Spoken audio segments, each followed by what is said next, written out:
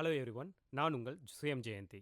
இன்றைக்கி நம்ம எதை பற்றி பேச போகிறோம் அப்படின்னா, தமிழகத்தில் புது ஆட்சி வந்ததுலேருந்து மிக பெரும் அதிரடி மாற்றங்கள் நடந்துட்டு வந்துட்டுருக்கு. இந்த புது சிஎம் அவர்களோட நடவடிக்கையை பார்த்து எதிர்க்கட்சிகள் ஒரு 6 மாதத்தில் எப்படியும் ஆட்சியை பிடிச்சிடலாம் அப்படின்னு சொல்லிட்டு அவங்க வியூகம் வகுத்திருந்த எல்லாமே தற்போது கலக்கத்தில் இருக்காங்க அப்படின்னு தான் சொல்லணும். தமிழகத்தில் ஊழல் நிறைய மலிஞ்சிருக்கு, இது எல்லாத்தையும் சரி பண்ணணும் அப்படின்னு சொல்லிட்டு தான் இவங்க இந்த திட்டத்தை வகுத்திருக்காங்க.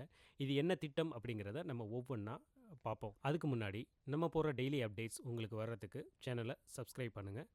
நம்ம வீடியோக்குள்ளே போகலாம். ஜோசப் விஜய் அவர்களுடைய அரசாங்கம் கொடுத்துருக்கிற 10 அறிக்கையில் முதல் ஸ்டேட்மெண்ட்டை நம்ம பார்க்க போகிறோம். இந்த முதல் ஸ்டேட்மெண்ட் என்னென்னு பார்த்தீங்கன்னா, தாவேகா கட்சியில் இருக்கவங்களோ தாவேகா கட்சி நிர்வாகிகளோ அதாவது உறுப்பினர்கள் உள்பட்ட யாராக இருந்தாலும் எந்த டெண்டரும் அரசாங்க டெண்டரும் எடுக்கக்கூடாது அப்படின்னு சொல்லிட்டு ஒரு ஸ்டேட்மெண்ட்டை கொடுத்துருக்காங்க.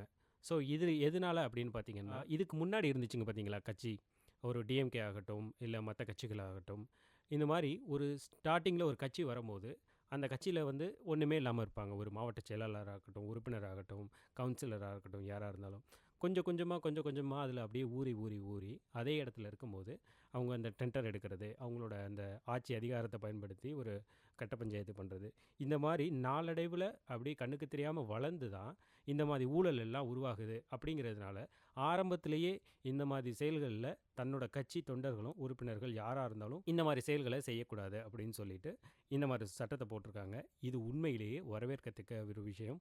அடுத்து ரெண்டாவது என்னன்னு பார்த்தீங்கன்னா, அரசு அதிகாரிகளை கண்டிப்பாக மிரட்டக்கூடாது. அரசு அதிகாரிகள் ஏற்கனவே ஊழல் பண்ணாங்கன்னா அவங்க மேலே சட்டம் பாயும் அப்படின்னு சொல்லியிருக்காங்க. அவங்களோட பாதி சொத்துக்கள் பறிமுதல் பண்ணப்படும் அப்படின்னு சொல்லியிருக்காங்க. ஸோ இந்த ஸ்டேட்மெண்ட் எடுத்துகிட்டு பார்க்கும்போது அதே நேரத்தில் நம்ம அவங்களுக்கு கொடுக்க வேண்டிய மரியாதையை ஒரு உரிமையாக கொடுக்கணும் அப்படின்னு சொல்லிட்டு இதை நம்ம பார்க்க முடியுது.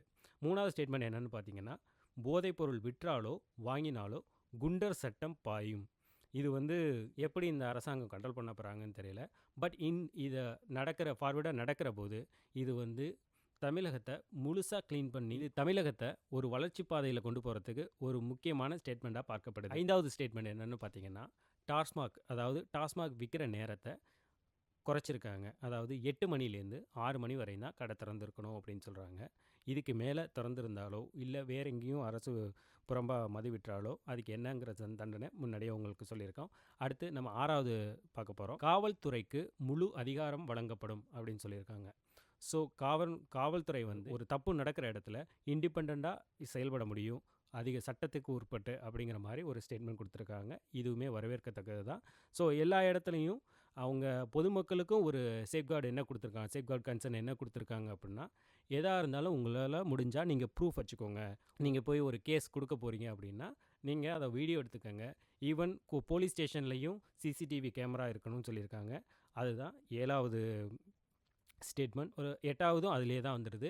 சிசிடிவி கேமரா 24 மணி நேரமும் ஒவ்வொரு போலீஸ் ஸ்டேஷன்லையும் ரெக்கார்ட் ஆகிட்டு இருக்கணும் அப்படின்னு சொல்லிட்டு ஒரு அறிக்கையும் விட்டுருக்காங்க. 9வது ஸ்டேட்மெண்ட் பார்த்திங்கன்னா, ஒரு பொதுமக்களுக்கு இதெல்லாம் பார்க்கும்போது ஒரு நம்பிக்கை வர்ற மாதிரி ஒரு ஸ்டேட்மெண்ட். ஒரு பகுதியில் மின்வெட்டு வர்றதுக்கு முன்னாடி அவங்க அந்த மின்வாரிய ஊழியர்கள் அந்த அந்த எந்த இடத்துல மின்வெட்டு வரப்போகுதோ அந்த இடத்துக்கு முன்னாடியே அறிவிப்பு கொடுத்துருக்கணும் அப்படின்னு சொல்லிட்டு ஒரு சூப்பரான ஸ்டேட்மெண்ட் ஒன்று கொடுத்துருக்காங்க. இது எல்லா இடத்துலையும் வரவேற்கக்கூடியதாக இருக்குது. ஸோ ஏன்னு சொல்கிறேன்னு கேட்டிங்கன்னா, முன்னறிவிக்கப்படாத மின்வெட்டு வரும்போது இன்வெர்டர் இருக்கிறவங்க ஒன்றும் ப்ராப்ளம் இல்லை, இல்லாத நடுத்தர மக்கள் பாதிக்கக்கூடாதுங்கிறதுனால இந்த மாதிரி ஒரு ஸ்டேட்மெண்ட் கொடுத்துருக்காங்க. இதுவுமே மிகவும் வரவேற்கத்தக்க ஒன்று தான். அடுத்து 10வது என்னென்னு பார்த்தீங்கன்னா, உங்களுக்கே தெரியும், பெண்கள் பாதுகாப்பு தனியாக பேட்ரோல்லாம் அமைச்சிருக்காங்க.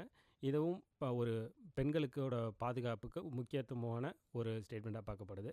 இன்னும் அரசாங்கம் என்னென்னலாம் செய்யுது அப்படிங்கிறத உங்களுக்கு நான் உடனே அப்டேட் பண்ணுறேன். அது வரைக்கும் நன்றி, வணக்கம்.